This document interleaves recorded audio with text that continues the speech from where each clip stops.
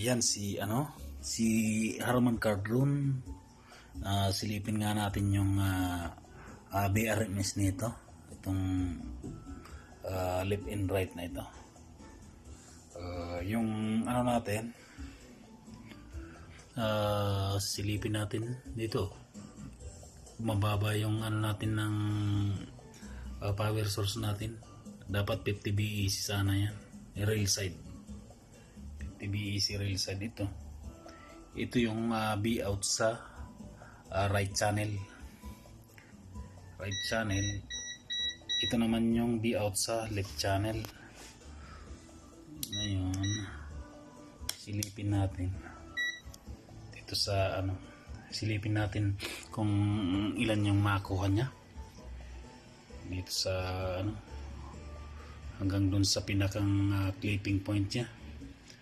Ayan siya. Ito, hindi tayo nakabalb. Yan na ngayon. Subukan natin yung nito. Ayan o. Ayan o, maganda yung niya. Maganda. Ayan o. Ayan. Hop, may clipping na konti. Ayan siya. Ayan siya o. Ito siya, no? Yung left channel 41.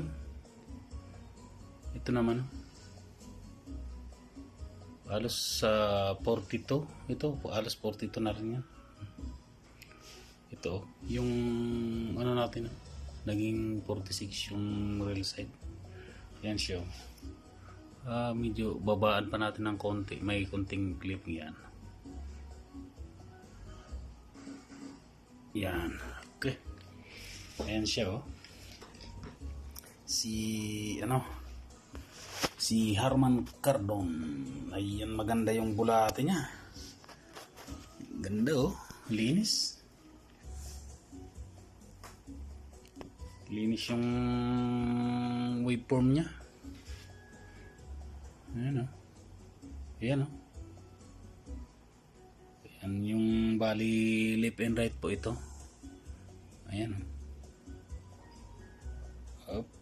Ito pala yung signal natin sa left and right. Itong dalawang parehas na kulay na yan. Yan, blue. Ayan ganda. Linis ng waveform niya. Naka na to. Kahit supplyan to ng 60 BEC to 70 BEC, okay na po yan. Naka modified na po to. Itong circuit na ito, naka ready na siya. 60 BEC. So susubukan din natin sa tataasan natin yun. Baka maging baka maging 56 na yan. Yung rail side nya pagka tatasan natin. Yan siya. Ganda oh. Dito sa yan. Ito. Tingnan natin dito. Ay, nandun sa 42.8 BRMS. Dun sa oscilloscope. Ito, dito mababa.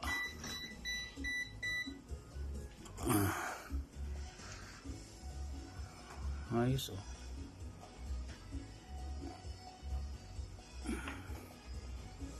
Ganda oh. Ganda ng waveform nya. Swabe oh. Hanggang dun sa clipping oh.